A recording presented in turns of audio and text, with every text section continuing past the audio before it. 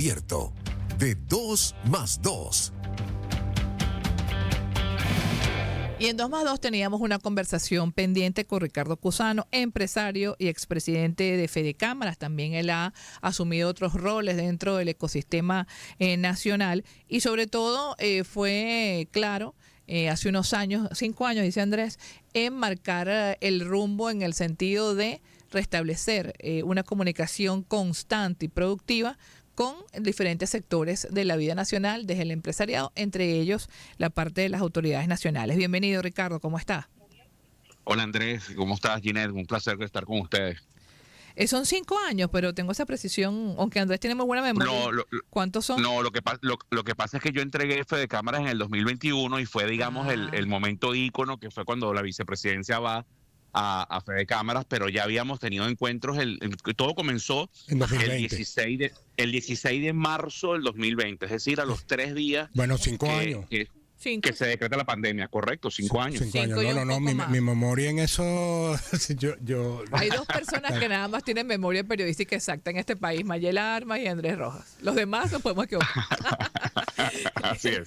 Sí, por eso desde marzo teníamos pendiente esa conversación contigo, porque además que cuando este programa estaba comenzando, una de las primeras entrevistas que tuvimos fue contigo justamente para abordar cómo iban, y tú no estuviste exento de muchas críticas en su momento, y ni hablar de los haters por las redes sociales. ¿Cuál es tu evaluación de inscripción en este momento para que conversemos aquí con la audiencia?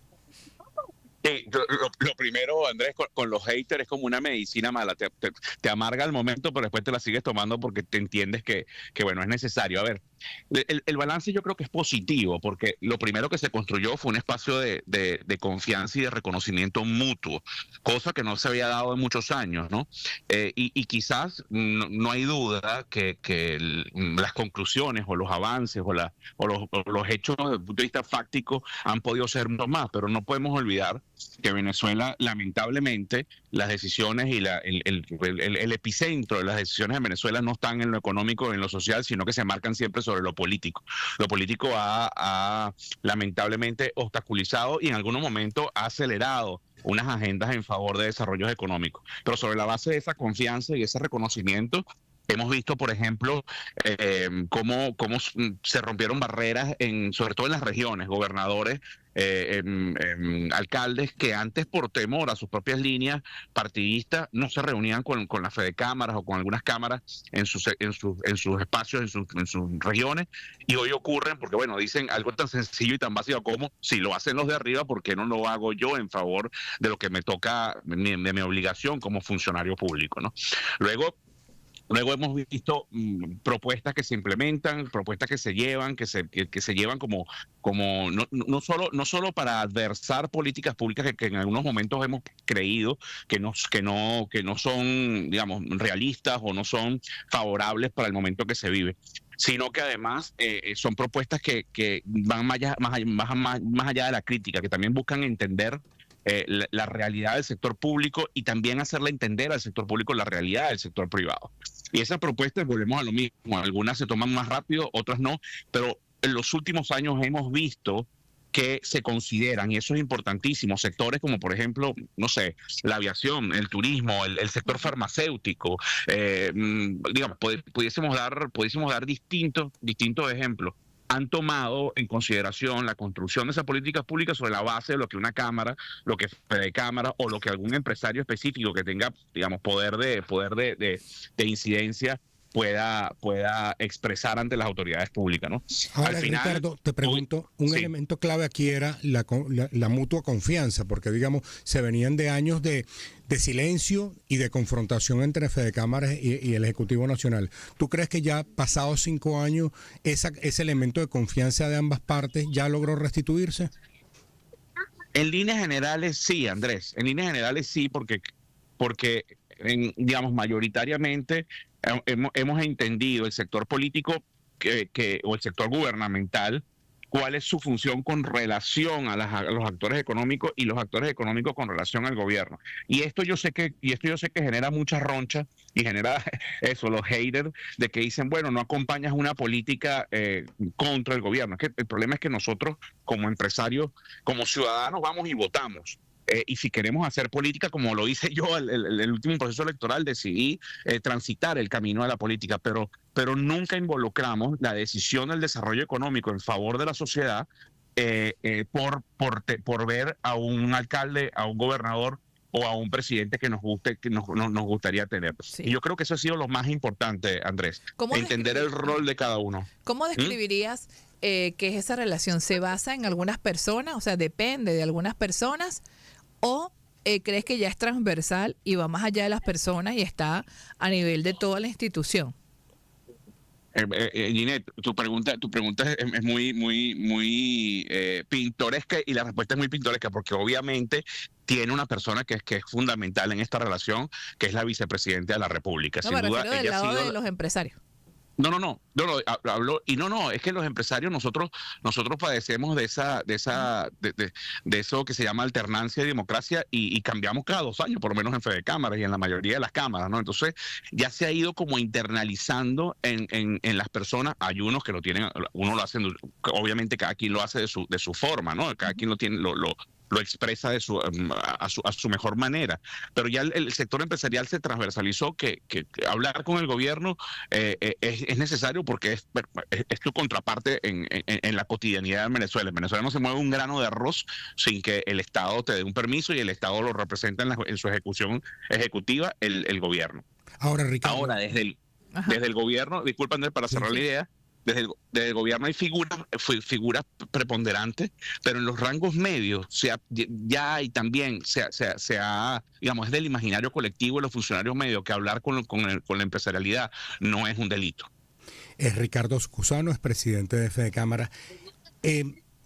Uno de los primeros actos, por no decir el primero, que nosotros vimos fue ese encuentro tuyo en la sede de Fede Cámaras con el presidente de la Asamblea Nacional, Jorge Rodríguez, y tú le entregaste un documento que prácticamente era como una petición de conjuntos de políticas públicas que podrían adaptarse.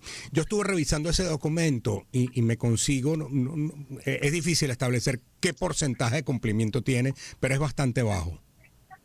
Sí, fíjate, Andrés. Lo primero, en esa reunión, y quizás uno después de 5 años ya se pueden empezar a desclasificar algunas infidencias de lo que ocurrió en esa reunión, ¿no? Donde no hubo medios. Ahí es verdad que entregamos un documento, pero nuestra principal preocupación en aquel momento no era que nos dieran menos impuestos o que nos dieran más, no sé, cualquier tipo de incentivos o beneficios, o que nos quitaran obstáculos a la empresa privada. En aquel momento lo que primero pedíamos es que la paz que necesitaba el país no fuese una paz como la paz de Versalles, que fue una paz impuesta. En aquel momento lo primero que pedíamos era, sin exigir ni mucho menos participación, que se construyera un espacio de negociación en favor del país. Y muchos nos criticaron esas posiciones a lo interno, que cómo era posible que nosotros estuviésemos llamando a ese diálogo cuando algunos tenían expectativas de que el gobierno cambiaba por el entorno que vivíamos en aquella coyuntura. Y ahí debo decir con mucha humildad, pero sobre todo con mucha responsabilidad, que parte del proceso de negociación que comenzó en aquel momento, en la época hablamos México, Barbados, ya no me acuerdo, tuvo mucha incidencia esa reunión. Entonces quizás es verdad y que porcentualmente ahí hay un espectro muy amplio que no satisfizo las peticiones, pero también es cierto que se dieron otras condiciones que nos permitió colocar o incidir o plantear esas propuestas de económicas en el seno de un espacio de negociación, porque también muchas de esas políticas públicas que solicitamos o que intentamos incidir están amarradas a un contexto internacional que depende de activos, que depende de sanciones, que depende de intermediación bancaria que hoy no tenemos porque no tenemos corresponsalías. Entonces, en el contexto complejo, es cierto, porcentualmente fue muy bajo, pero se tomó la economía en un contexto mucho más amplio de lo que Venezuela necesita en una negociación de palabras mayores, ¿no? Así es. Ahora, bueno, nos queda como 1 minuto y medio.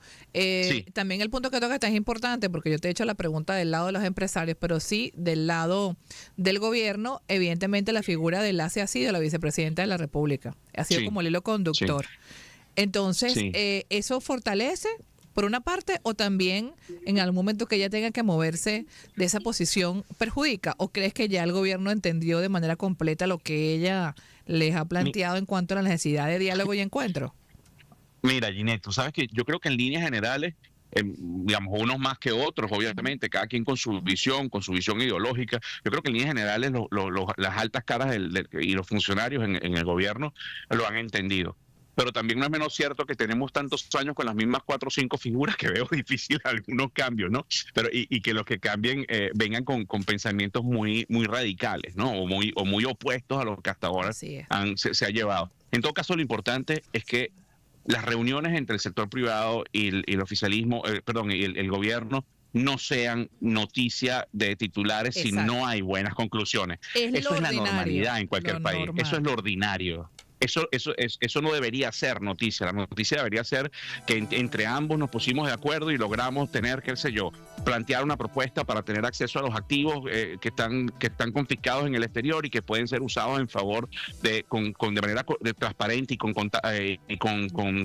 transparencia y con contraloría, que sean aplicados en favor del desarrollo económico con un impacto social positivo. Eso es una buena noticia. No que se reunió fulano y mengano con algún funcionario del gobierno. Mira, te están poniendo ¿cómo se llama? La música, que el chacal, tenemos un chacalito, pero de la trompeta. Bueno, muchísimas gracias. Muchas gracias, esto da para mucho más. Gracias por esa posibilidad de conversar contigo, Ricardo Cusano, expresidente de Fedecámara, y también una persona que aspira, y seguro que ustedes en algún momento igual lo van a evaluar, a ocupar, imagino que eso será la pregunta que nos quedó, posiciones políticas en el país para ayudar a ese engranaje entre el sector privado y sector público. 11:31, vamos a la pausa.